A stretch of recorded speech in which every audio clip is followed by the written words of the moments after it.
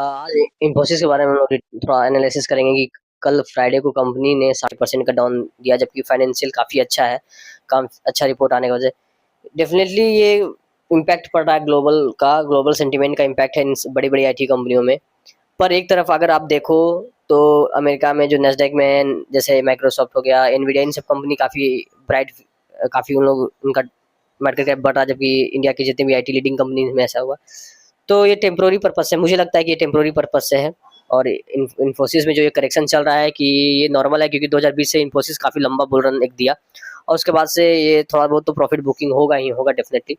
ये उसी का है, क्योंकि इन्फोसिस का फंडामेंटल अच्छा है, क्वार्टरली अच्छा है, सब कुछ अच्छा है, फ्यूचर ब्राइट है, एआई ड्रिवन में शिफ्ट कर रही है कंपनी, काफ़ी स्टार्ट भी कर दिया है सब कंपनी का, इंडिया का लीडिंग कंपनी। तो सबसे पहले अगर आप अंदाजा लगाओ, जब ये कंपनी एक जब स्टार्टिंग फेज में थी, स्ट्रगल जब स्टार्ट हुआ होगा इन सब कंपनी का, जब ये एस्टेब्लिश हुई, उस वक्त का स्ट्रगल कोई सोचा नहीं था इन्फोसिस आज यहाँ तक आ सकती है।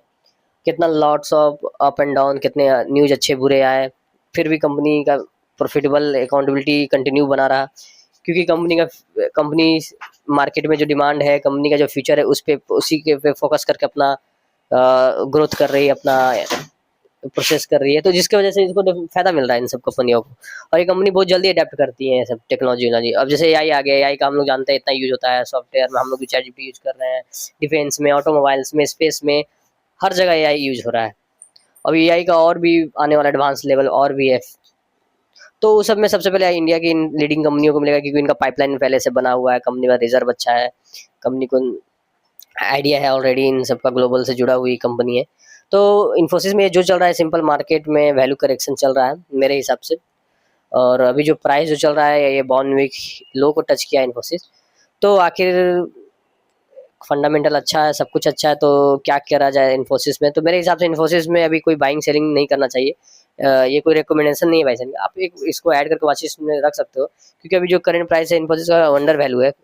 और अगर क्योंकि अभी इन्फोसिस कंटिन्यू अगर देखा जाए तो गिर ही रही है, तो इसको आप कभी भी फॉलिंग शेयर और कभी भी मार्केट में ऐसे क्रैश या हो, तो जिनके पास पहले से है उनको सिर्फ पेशेंस रखने की ज़रूरत है, वो पेशेंस रखे कि कंपनी का वापस से ये टेम्प्रोरी है, ये फॉल, उसके बाद फिर कंपनी उठेगी, क्योंकि ये सब कंपनी लीडिंग कंपनी है, स्वाभाविक सी बात है। कंपनी अब हर इतना साल से बनी हो, तो अपना अल्टरनेटिव ढूंढती है हर जगह, और कैसे इंक्रीज किया जाए। सबसे बड़ी बात, इनका फंडामेंटल बता रहा है कि इतना अच्छा आईटी में कभी किसी का फंडामेंटल रहा नहीं, इन 4-5 लीडिंग कंपनियों के अलावा सब स्ट्रगल ही करते हैं। जबकि ये कंपनियां का 20 साल 10 साल का जो हम लोग देख रहे हैं फाइनेंशियल, आप देखो स्क्रीन पे 15 से अभी तक में काफ़ी ज़्यादा ग्रोथ है। ये फिर ग्रोथ ऐसे कैसे हो गया? ग्रोथ ग्रोथ इसलिए हुआ क्योंकि कंपनी को पता है कि किस दिशा में मेहनत करना है, क्या अभी टेक्नोलॉजी आ रही है। इन 15-20 साल में कितना सा टेक्नोलॉजी आया, जावा आया, बहुत सारे लैंग्वेज आए सॉफ्टवेयर में, डॉट नेट था, अब जावा स्क्रिप्ट आ गया, अब एआई आ गया, मशीन लर्निंग आया, सब कंपनी अडेप्ट करते गए, इसलिए इसका प्रॉफिटेबल इतना होते गया, और साथ में अपने आप को डाइवर्सिफाई करके हर फील्ड में अपना पकड़ बनाती गई, जो कि आईटी में मुश्किल होता है। कंपनियां को ज़्यादातर कंपनियां स्ट्रगलिंग में रह जाती है। अब एआई में आने वाला जो आपको है, ये प्रॉफिट का और बढ़ने वाला है, क्योंकि एआई में कंपनियां भी क्लाइंट भी यूज करेंगे, उनका बिलिंग जाएगा, उनका सब कुछ जाएगा, तो इनसे फ्यूचर ब्राइट है काफ़ी ज़्यादा, काफ़ी नए नए क्लाइंट जुड़ेंगे इन सब कंपनियों से। तो अभी जो वैल्यूएशन चल रहा है, सिंपल नॉर्मल करेक्शन है, ऐसे केस में अगर जिनके है तो बने रहिए, बने रहना चाहिए।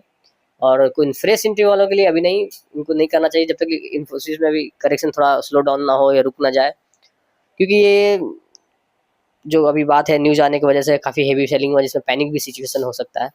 तो ऐसे केस में आप न्यूज़ पे ज़्यादा ध्यान ना दें। अगर आप इसमें हैं, एंट्री ले लिए हैं, तो आप बने रहिए, अपना लॉन्ग टर्म में विजन रखिए, और बने रहिए, फंडामेंटल चेक करते रहिए, और लॉन्ग टर्म में बने रहिए।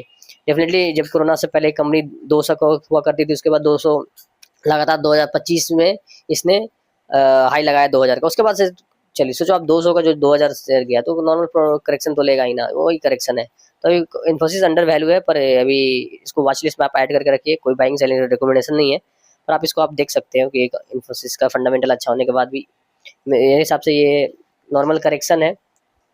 और लॉन्ग टर्म में इन कंपनियों का सारे का फ्यूचर ब्राइट है, आईटी सेक्टर का काफ़ी फ्यूचर ब्राइट है। अभी आईटी में लगातार लॉट ऑफ प्रोजेक्ट आते जा रहे हैं, आईटी का कभी डिमांड खत्म हो ही नहीं रहा है, क्योंकि आईटी ऐसा भी है, एआई आ गया, सॉफ्टवेयर से जब सब कुछ हो गया है सर्विस, तो उसके बाद एआई का प्रोजेक्ट इनके पास स्टार्ट हो गया। मतलब कंपनी हमेशा इंगेज ही है, ऐसा नहीं है कि इनका बिजनेस कम हो जाएगा, क्योंकि अभी बहुत सारा प्रोजेक्ट है इनके पास। तो मेरे हिसाब से लगता है कि नॉर्मल है इन्फोसिस में। कुछ दिन बाद आपको ये अच्छा दिख सकता है लॉन्ग टर्म में, अगर विजन रखते हैं तो। देखते हैं फिर क्या होता है इन्फोसिस में। और इसी तरह अगर आपको कुछ भी डाउट है तो मेरे चैनल पर कमेंट कीजिए और हम लोग डिस्कस करेंगे। फिर मिलते हैं नेक्स्ट वीडियो में, और मेरे चैनल को लाइक से सब्सक्राइब कीजिए।